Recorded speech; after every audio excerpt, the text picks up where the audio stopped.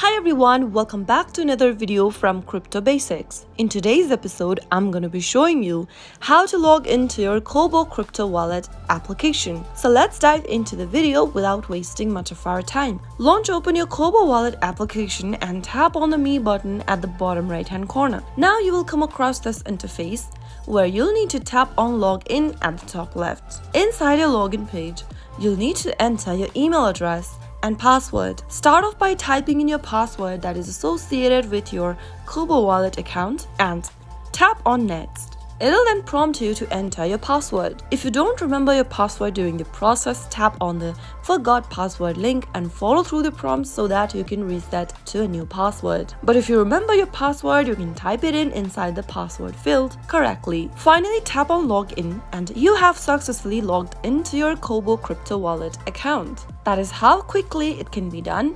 If you found the video to be helpful, go ahead and give us a thumbs up. Don't forget to subscribe to the channel by hitting the subscribe button. Also press on the bell icon so that you'll never miss another upcoming upload from us. I will see you again in the next episode. Goodbye till then.